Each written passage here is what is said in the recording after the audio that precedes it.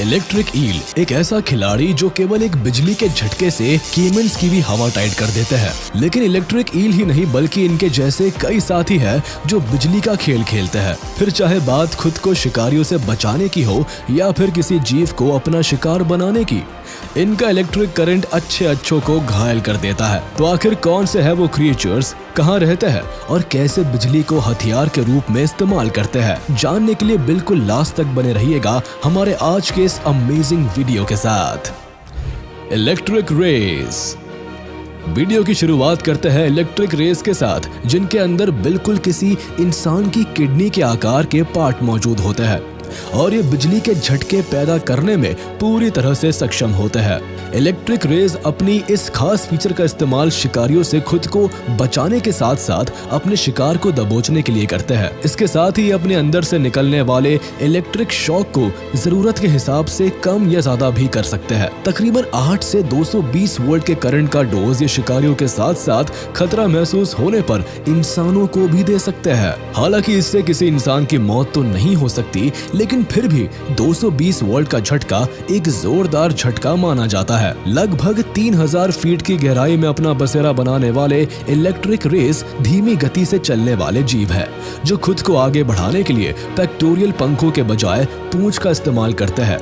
आमतौर पर अटलांटिक महासागर, ब्राजील, स्कॉटलैंड, वेस्ट अफ्रीका और सदर्न अफ्रीका में पाए जाने वाले इलेक्ट्रिक रेस प्राचीन काल से ही अपने इलेक्ट्रोमैग्नेटिक गुणों के लिए जाने जाते हैं। और अगर विशेषज्ञों की माने तो प्राचीन यूनानी इनसे निकलने वाले करंट का उपयोग सर्जरी और डिलीवरी के दौरान होने वाले दर्द को सुन्न करने के लिए किया करते थे। Oriental hornets. इस वीडियो में अब हम जिस जीव के बारे में बात करने वाले हैं उसे ओरिएंटल हॉर्नेट के नाम से जाना जाता है। ये कीट न सिर्फ सौर ऊर्जा से संचालित होते हैं, बल्कि इनका धारीदार एक्सोस्केलेटन सूर्य से निकलने वाले ऊर्जा को बिजली में बदलने में पूरी तरह से सक्षम होता है। यहाँ एक तरफ ओरिएंटल हॉर्नेट्स के पीले टिश्यू में पिगमेंट होते हैं जो प्रकाश को ट्रैप करते हैं, तो वही दूसरी तरफ इनके ब्राउन टिश्यू बिजली पैदा करने का काम करते हैं। ऐसे में ये कहना शायद गलत नहीं होगा कि ओरिएंटल हॉर्नेट्स एकमात्र ऐसे जीव है जो सूर्य के प्रकाश को ऊर्जा में परिवर्तित करने की ताकत रखते हैं। हालांकि अगर वैज्ञानिकों की माने तो अभी तक ये बात पता नहीं चल पाई है कि ये जीव आखिर बिजली का उपयोग कैसे करते हैं, लेकिन उनका ऐसा मानना है कि ओरिएंटल हॉर्नेट्स बिजली का उपयोग अपने शरीर को ठंडा या गर्म करने के लिए कर सकते हैं। Electric eels. इलेक्ट्रिक ईल अपने आप में एक बिजली का भंडार समेटे हुई होती है। जी हाँ, सही सुना आपने, बिजली का भंडार। ये अपने शिकार को अंजाम देने और खुद को शिकारियों से बचाने के लिए जबरदस्त करंट का इस्तेमाल करती है। ये एक बार में करीब 600 से 860 वोल्ट तक का करंट मारने की क्षमता रखती है, जो किसी भी जीव को परलोक से धारने के लिए काफी होता है। हालांकि इस बात को सुनकर आप ये जरूर सोच रहे होंगे कि हार्ड मास का बना कोई जीव भला करंट कैसे मार सकता है। तो आपको बताते चले कि इलेक्ट्रिक ईल के शरीर से पैदा होने वाला करंट इनके शरीर में मौजूद इलेक्ट्रोसाइट सेल्स में मौजूद होता है, और जब ये ईल अपने शिकार पर निकलती है या फिर इनके लिए शिकारियों से अपनी जान बचाने की बारी आती है, तो ऐसे में ये अपने इलेक्ट्रोसाइट सेल्स को उत्तेजित करती है, जिसकी वजह से ये सेल्स जबरदस्त करंट पैदा करते हैं। इनकी बॉडी से निकलने वाला करंट इतना पावरफुल होता है कि इसकी चपेट में आकर मगरमच्छ जैसे विशालकाय और खतरनाक जानवर की भी चंद मिनटों में ही मौत हो जाती है। आमतौर पर अमेज़न और साउथ अमेरिका में पाई जाने वाली इलेक्ट्रिक ईल की लंबाई लगभग 6 से 8 फीट तक होती है। हालांकि आमतौर पर इलेक्ट्रिक ईल दूसरी मछलियों को ही अपनी डाइट में शामिल करना अधिक पसंद करती है, लेकिन कई बार ये बर्ड्स, मैमल्स और एम्फीबियंस को भी करंट मारने वाली अपनी अद्भुत क्षमता से निशाना बना डालती है, और इनके करंट के चपेट में आकर जैसे ही शिकार के प्राण पखेरु उड़ जाते हैं तो झट से ये उसे अपना निवाला बना लेती है। Black ghost knife fish. Ghost knife fish family से संबंध रखने वाली ये मछलियाँ एक ट्रॉपिकल मछली होती है जो साउथ अमेरिका के फ्रेश वाटर वाले इलाकों में अपना बसेरा बनाना पसंद करती है। वहाँ इनकी आबादी अमेज़न बेसिन समेत वेनेजुएला से पैराग्वे, पराना नदी तक देखने को मिलती है।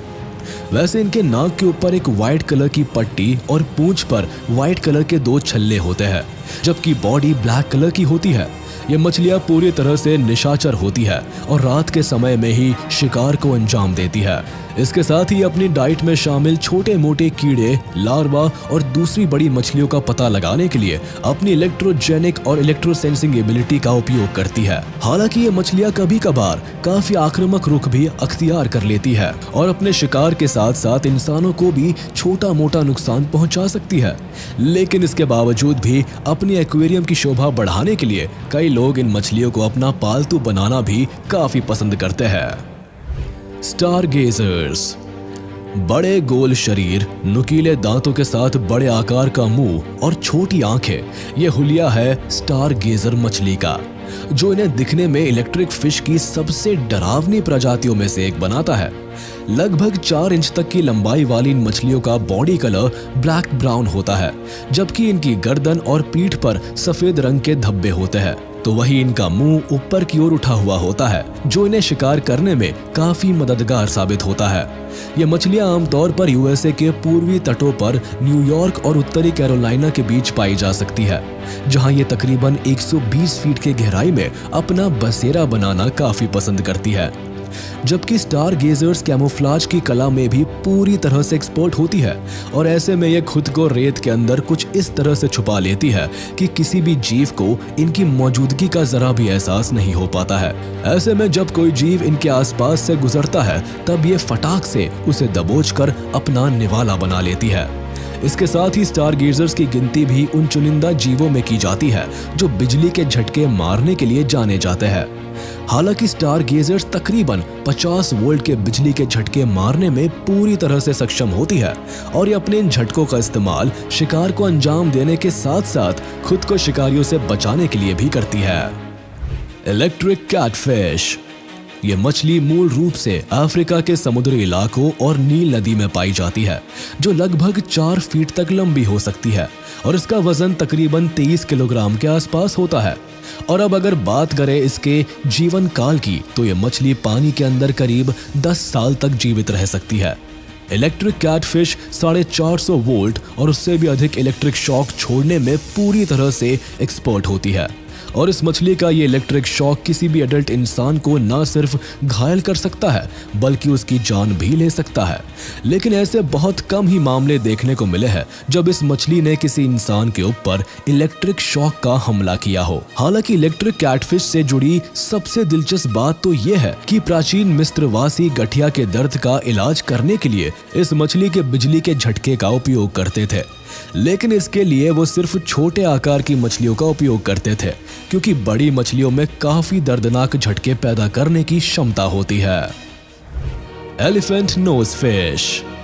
एलिफेंट नोज फिश एक ताजे पानी की मछली है जो सेंट्रल अफ्रीका और वेस्ट अफ्रीका में पाई जाती है और जैसा इस मछली के नाम को सुनकर ही पता चलता है कि इसकी नाक की बनावट काफी हद तक हाथी की सूंड से मिलती जुलती है। यही वजह है कि इसका नाम एलिफेंट नोज फिश रखा गया है। इस मछली के ऊपर साइंटिस्ट ने कई रिसर्च की है जिसमें रिजल्ट निकलकर सामने आया है कि एलिफेंट नोज फिश को अपनी आंखों से देखने में काफी परेशानियों का सामना करना पड़ता है और यही वजह है कि कुदरत ने इस मछली को इसकी पूंछ में कुछ ऐसा दिया है जो इसे आसानी से देखने में मदद करता है। इस मछली की पूंछ से इलेक्ट्रिक वेव्स निकलती है जिसकी मदद से ये मछली न सिर्फ शिकारियों से खुद को बचा लेती है बल्कि अपने लिए शिकार की तलाश भी कर पाती है। लेकिन इतना सब कुछ होने के बावजूद भी एलिफेंट नोज फिश समुद्र में एक कमजोर शिकारी मानी जाती है जो दूसरे जीवों के लिए एक आसान शिकार होती है। प्लैटिपस। वीडियो के अंत में चलिए अब हम आपको एक ऐसे जीव से मिलवाते हैं जिसे प्लैटिपस के नाम से जाना जाता है। ये एक ऐसा जीव है जो दिखने में बिल्कुल अजीब सा दिखाई देता है। पहली नजर में देखने पर बिल्कुल ऐसा जान पड़ता है कि जैसे किसी ने इसके मुंह को ब्लैक कलर के कवर से ढक रखा हो। हालांकि इस जीव का पेट नहीं होता है, लेकिन ये अपने चोंच के जरिए बिजली के तेज झटके छोड़ सकता है। इसके साथ ही प्लैटिपस की बॉडी में एक तरह का जहर भी पाया जाता है। हालांकि इस जहर से अभी तक किसी इंसान की मौत तो नहीं हुई है, लेकिन इसके बावजूद भी प्लैटिपस अपने इस जहर के दम पर कई शिकारियों को मौत के घाट उतार देता है। आमतौर पर ऑस्ट्रेलिया में पाया जाने वाला प्लैटिपस का जीवन काल करीब 17 साल तक का होता है और ये पानी के अंदर और बाहर दोनों जगहों पर बड़ी ही आसानी से रह सकता है। तो चलिए दोस्तों, आज का ये वीडियो यही खत्म होता है। उम्मीद है आपको ये वीडियो जरूर पसंद आया होगा। आपको ये वीडियो कैसा लगा हमें कमेंट करके जरूर बताएं। और हाँ, आप इस वीडियो को अपने दोस्तों के साथ शेयर करना बिल्कुल भी ना भूलें। साथ ही इस वीडियो को लाइक कर दे और अगर आपने अभी तक हमारे चैनल को सब्सक्राइब नहीं किया है तो तुरंत कर दे। इसके साथ ही बेल आइकन को भी प्रेस करना ना भूलें ताकि हमारे लेटेस्ट वीडियो की नोटिफिकेशंस आप तक तुरंत पहुंच जाए।